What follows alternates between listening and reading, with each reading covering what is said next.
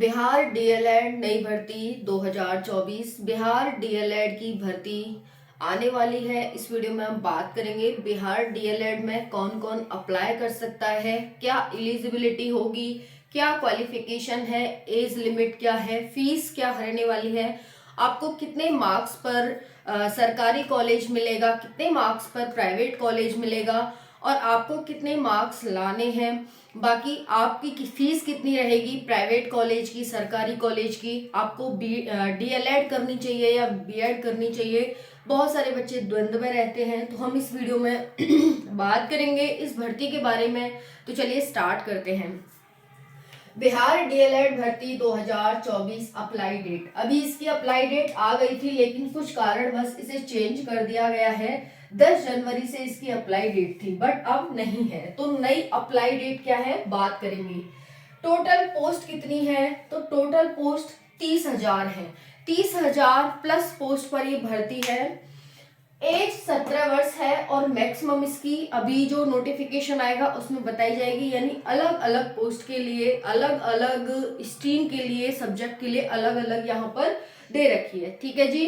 अब हम बात कर लेते हैं फीस क्या है। तो जनरल ईडब्ल्यूएस बीसी ईबीसी के लिए 960 है, एससी एसटी पीडब्ल्यूडी के लिए 760 है। इतना क्लियर हो गया फीस के बारे में। अब देखते हैं क्वालिफिकेशन। क्वालिफिकेशन आप 12th पास होनी चाहिए, मिनिमम मार्क्स 50%, एससी एसटी को छोड़ करके एससी एसटी के मार्क्स 45% होने चाहिए। क्लियर हो गया। अब देखिए कुछ नोट है। नोट क्या है कि आप 10th 12th के आपके पास मार्कशीट होनी चाहिए। आप फॉर्म अप्लाई करेंगे उसके लिए मार्कशीट और सर्टिफिकेट भी होना चाहिए आपके पास। ठीक है। फिर है डोमिसाइल होना चाहिए, कोई भी नेगेटिव मार्किंग इसमें नहीं है। क्या बाहर के बच्चे अप्लाई कर सकते हैं, बिहार से बाहर के जो बच्चे हैं क्या वो अप्लाई कर सकते हैं, आगे बात करने वाले हैं। तो देखिए अब हम यहाँ पर देख लेते हैं कि गवर्नमेंट कॉलेज के लिए आपको कितने मार्क्स लाने होंगे। 120 मार्क्स का आपका पेपर होता है, उसमें से अगर आप 92 प्लस मार्क्स ले आते हैं यानी 90 प्लस मार्क्स ले आते हैं तो आपको गवर्नमेंट कॉलेज मिल जाएगा।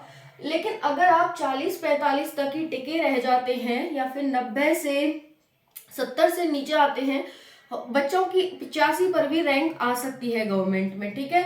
लेकिन आप 40-45 भी आपके होंगे तो आपको प्राइवेट कॉलेज मिल जाएगा। ठीक है जी। तो यहाँ पर 90 प्लस लाएंगे तभी आपको गवर्नमेंट मिलेगा, अदरवाइज आपको प्राइवेट तो मिनिमम मार्क्स पर मिल ही जाएगा। अब हम बात कर लेते हैं सिलेबस की। सिलेबस से पहले हम खर्चे की बात करें। चलिए देख लेते हैं खर्चा। देखिए अगर आपका नंबर प्राइवेट कॉलेज में आता है तो आपका जो खर्चा होगा ना 2 साल का वो पड़ जाएगा 1,20,000। ये तो सिर्फ कॉलेज को आपको इन हैंड देना होगा। उसके बाद जो पेपर फीस होती है, आपको जो अपना काम करना होगा, फाइल बनानी, ये करना वो करना, वो सब आपका अलग खर्चा होगा। यानी लगभग 1.5 लाख के करीब आप मान सकते हैं यहाँ पर, लगभग, क्योंकि 10,000 के करीब तो फीस में ही चले जाते हैं, पेपर फीस वगैरह होते हैं उनका इन हैंड वन टाइम में। तो ये 150 के प्लस ही जाने वाला है, तो ध्यान रखेंगे। बाकी अगर आपका गवर्नमेंट कॉलेज में नंबर आ जाता है तो 20 से 40,000 के बीच आपकी दोनों साल की फीस यानी टोटल खर्चा होगा वो 20 से 40,000 का रहने वाला है। क्लियर हो गया जी।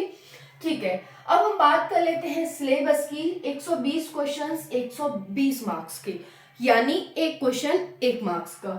2.5 घंटे का आपको समय दिया जाएगा, नो कोई भी नेगेटिव मार्किंग नहीं होगी।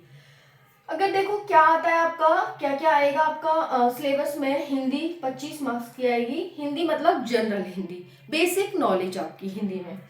साइंस से 20 क्वेश्चन, मैथ से 20 क्वेश्चन, जीके जीएस से 20 क्वेश्चन, इंग्लिश से 20 और रीजनिंग से 10 क्वेश्चन आएंगे। इस तरह से 120 क्वेश्चन 120 मार्क्स के, कोई भी नेगेटिव मार्किंग नहीं है, तो इसीलिए आपको कम से कम 92 प्लस मार्क्स अपने टारगेट रखना होगा। ठीक है। अब हम बात कर लेते हैं बीएड करनी चाहिए हमें या फिर डीएलएड करनी चाहिए। देखिए बीएड करने के लिए आप ग्रेजुएशन होनी चाहिए, डीएलएड करने के लिए आप 12th पास होने चाहिए। डीएलएड आप करते हैं तो 1st से 5th तक के बच्चों को ही पढ़ाएंगे। अगर आप बीएड करते हैं तो इससे ऊपर के बच्चों को आप पढ़ा पाएंगे। अगर आप डीएल ऐड करते हैं तो आपकी जो सैलरी होगी वो 30 से 35 हजार स्टार्टिंग होगी। अगर आप बीएड करते हैं तो आपकी जो सैलरी होगी वो 45 से 50 हजार स्टार्टिंग होगी। तो ये अलग अलग आपके फायदे हैं, और बाकी जैसा आप कोर्स करेंगे उसी के अकॉर्डिंग आपको तैयारी करनी होगी।